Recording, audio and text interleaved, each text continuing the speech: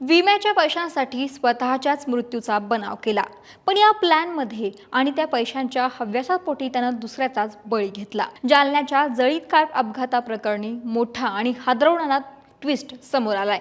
एकंदरीतच काय घडलं आणि कशा पद्धतीनं पोलिसांनी या प्रकरणाचा छडा लावला पाहूयात व्हिडिओच्या माध्यमातून।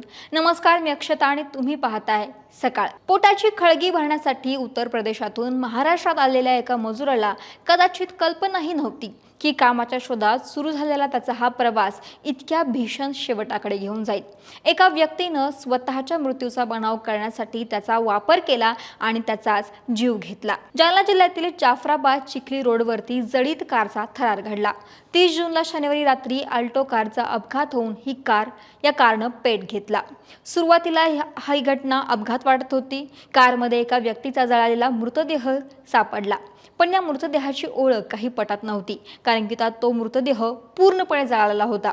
उरली होती फक्त कवटी। मग प्राथमिक तपासानुसार कारच्या मालकीवरून जळालेल्या कारमध्ये सापडलेला मृतदेह हा कारचा मालक नितीन गवळी याचा मृत्यू झाल्याचं मानलं जात होतं।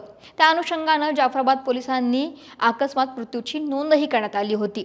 बरं, या घटनेची माहिती सुद्धा अमित फुलारे आणि आकाश गवळी या दोघांनी दिली, ज्यांनी साक्षीदार म्हणून नोंद करण्यात आली। पण या साक्षीदारांच्या जबाबामध्ये पोलिसांना गफलत वाटली। पोलिसांनी या प्रकरणाचा तपास सुरू केला आणि जेव्हा त्या दोघांनाही खाक्या दाखवल्या तेव्हा या घटनेचं भयानक वास्तव समोर आलं। नाशिकमध्ये एसटी डेपोमध्ये काम करणारा नितीन गवळी हा काही दिवसांपासून आर्थिक अडचणीमध्ये होता। एका महिलेसोबत त्याचे प्रेमसंबंध होते आणि ही संबंधित महिला पैशांसाठी त्याच्या मागे वारंवार तगादा लावत असल्याची माहिती आहे। या संबंधांमुळे निर्माण झालेला ताण, वाढता कर्जाचा बोजा त्याच्यावरती होता।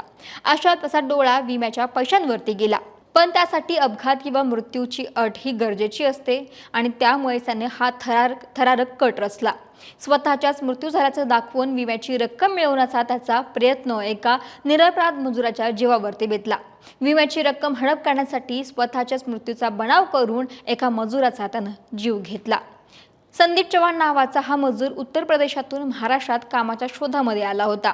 कुटुंब उदरनिर्वाहासाठी वेगवेगळ्या शहरांमध्ये मजुरी करत होतं। त्याचा भाऊ सुद्धा दिल्लीमध्ये काम करत होता। अशात नितीन गवळीनं आपल्या गावाला म्हणजेच अकोल्यामध्ये रंगकामाचे काम देण्याचं आमिष दाखवून त्याला आपल्या सोबत घेतलं। संदीप चव्हाण हा नाशिक येथे मजुरीचं काम करत, त्याचे आई वडील हे उत्तर प्रदेशामध्ये असायचे, तर भाऊ दिल्लीमध्ये मजुरीचं काम करतो। मात्र कामाऐवजी त्याच्या वाट्याला मृत्यू झाला। पोलिसांच्या म्हणण्यानुसार संदीपचा गळा दाबून खून करण्यात आला आणि त्यानंतर त्याचा मृतदेह कारमध्ये ठेवून कारला आग लावण्यात आली। कार पूर्णपणे पेटवून दिली, ज्यामुळे मृतदेहाची ओळख पटणार नाही। अक्षरशः सांगाडे उडल्यानंतर किंवा पूर्ण आग विझवल्यानंतर तिथे पोलीस आले आणि हे सगळे प्रकरण समोर आलं। अपघातामध्ये नितीन गवळीच मरण पावल्याचा आभास निर्माण करण्यात आला, पण जाफराबाद पोलिसांनी अवघ्या काही तासांमध्ये या कथित कटाचा छडा लावला आणि या प्रकरणाचा पर्दाफाश केला। तपास जसा पुढे सरकत गेला तसतसे आरोपींचे धागेदोरे गुजरातमधील सुरतपर्यंत पोहोचले। विशेष पथकाने तब्बल 15 ते 20 तासांचा प्रवास करून मुख्य आरोपी नितीन गवळी आणि त्याची प्रेयसी अनिता पंडित यांना सुरतमधून अटक केली। पोलिसांच्या म्हणण्यानुसार दोघेही एका ठिकाणी पाण्याच्या टाकीखाली लपून बसले होते। काही लाखांच्या विम्याच्या रकमेच्या मोहापायी एका व्यक्तीनं स्वतःच्या मृत्यूचा बनाव रचला आणि या प्रयत्नात एका व्यक्तीचा जीवही गेला। पोटासाठी घरापासून दूर असलेल्या संदीपच्या कुटुंबासाठी मात्र हा प्रवास कायमचा संपला।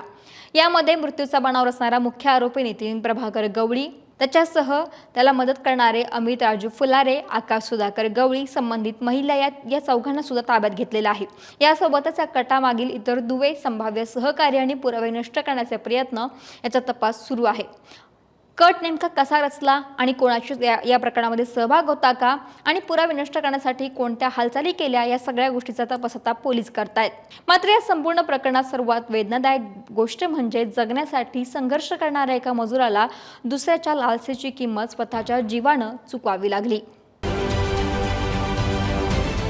महाराष्ट्रातील सर्व बातम्यांचे विश्वासार्ह व्यासपीठ सकाळच्या सर्व सोशल मीडिया प्लॅटफॉर्मला लाईक, फॉलो आणि सबस्क्राईब करा। तसंच सर्व नोटिफिकेशनसाठी बेल आयकॉन प्रेस करायला विसरू नका।